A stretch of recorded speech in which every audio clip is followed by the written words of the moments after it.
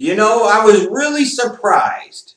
Surprised, I think, is the right emotion, the right feeling. When I found out that the Miami Dolphins were making the move, they were making the switch at the quarterback position. Fitzmagic's heading to the bench, and it's officially Tua time in Miami. I have to say, I was caught a little off guard and a little surprised. Because for the Dolphins, if you look at it, like they weren't starting to start off the year, so they went with Fitzmagic, and he was, had some early season struggles certainly. But now you're at a place where you're 3-3. In that division, you're in the mix. You're ahead of New England. You're only a game behind Buffalo. Like, why are you making this decision now? Or maybe Fitzpatrick has created a little rhythm for himself and maybe he's getting it going a little bit and maybe just maybe you could hang around long enough and potentially make the playoffs this year. Like, why would you choose of all things now, especially coming off of a 24-0 victory? Granted, against the Jets, that ain't worth anything, but it's still a divisional win. Like, you were 500 6 games into the season. Why are you making the decision to go to the young, unproven rookie in Tua right now? That seems weird. And if you kind of carry the kind of old school, small picture type of view of football and of the world, I get why you would think that way.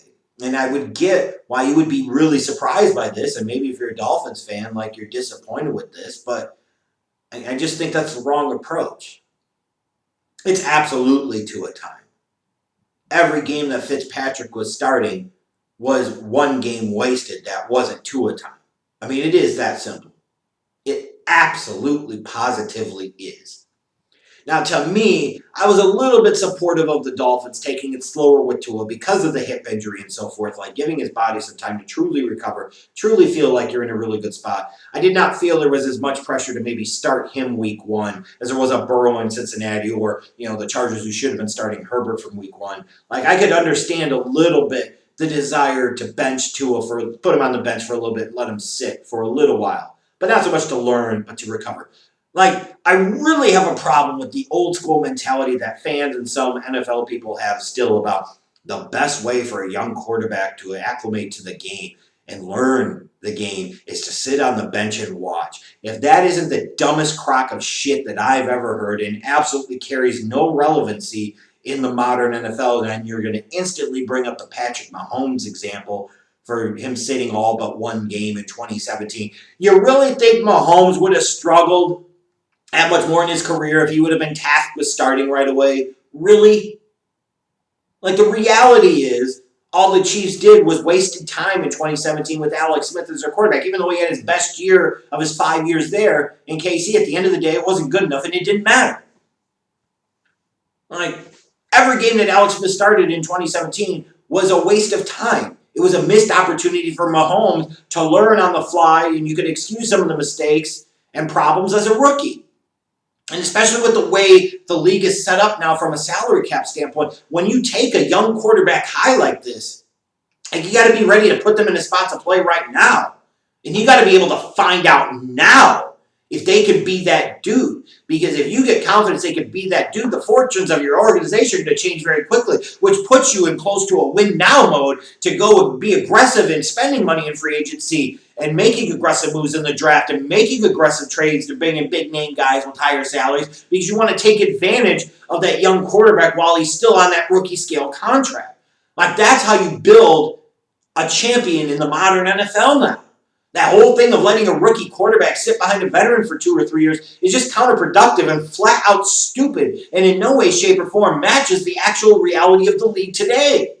So for the Dolphins to continue to sit there and say, hey, we want to keep playing Ryan Fitzpatrick because we're 3-3 and we think we've got a chance to win some more games and maybe we can at least get into the wild card round as a wild card team, or maybe we can even win this division. Like, what are you accomplishing at the end of the day?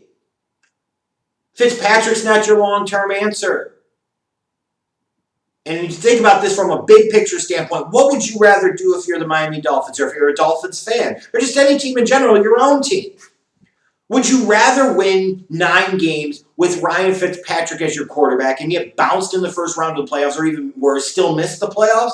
Or would you rather win only 6 or 7 games, but have Tua play the majority of the season and find out what you got in the kid? And especially if you find out you got something in the kid, then you know that your future is a whole hell of a lot brighter. Which would you rather do? Now, while it seems on the one hand to be counterintuitive as a fan or as an organization to say, I don't want to win as many games as possible, that just seems and the antithesis of what it's supposed to be about. Herm Edwards would say, you play to win the game. I get that. But damn it all. The only right answer here is you took Tua with the 5th overall pick. It's Tua time. You got to find out what the kid has. You're not going to find that out with wasting an entire season of him sitting on the bench. If you didn't make the move now, you make it next week or the week after. Though every week that you wait is just another week that you're kicking the can down the road. And it's not how the modern NFL is structured and set up and designed to work. You got to find out if he can hold up. You got to find out if he can play. You got to find out if he can be a franchise quarterback or not. Period. You already know what Fitzpatrick is or isn't. And he's not a championship level quarterback, and you're not going to win a championship with him. So put that stuff to the side. Who the hell cares about winning an extra game or two in one season when it's not going to matter, when it could potentially stunt your franchise for a half decade or more? And if you mismanage the way you handle the young quarterback by putting him on the bench for too damn long, that's exactly the price that you could have to pay. So yeah, the timing seems a little weird. I'll give you that. And I can certainly understand from Fitzpatrick's standpoint because he's the consistent guy that, he's going to go somewhere and put up some good numbers in some good spots and some good games, have some bad games, and teams are always, willing to bring him in. He's a good leader and he's a good mentor for a younger quarterback, but at the end of the day, they're going to sit there and say to themselves, man, we want to replace him. He's that type of guy. Think about it, Gardner Minshew's going to be like that type of guy. That's what Fitzpatrick is.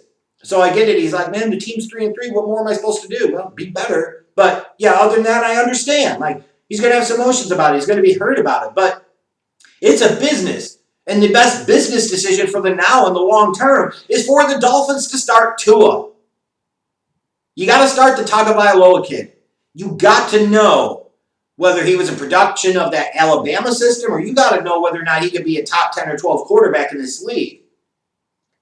And giving him the last 10 games or so of the season will give you a good indication of whether or not he could beat that dude or not. First of all, will he have the ability of availability? That's going to be key question number one with Tua, a guy that had a propensity for getting hurt at Alabama. Like, that's a significant question. Number two, he's not going to have the same weapons that he had down in Alabama, so how is he going to be able to run an NFL offense? Like, these are things that you need to find out, and the sooner you do it, the better it is, period.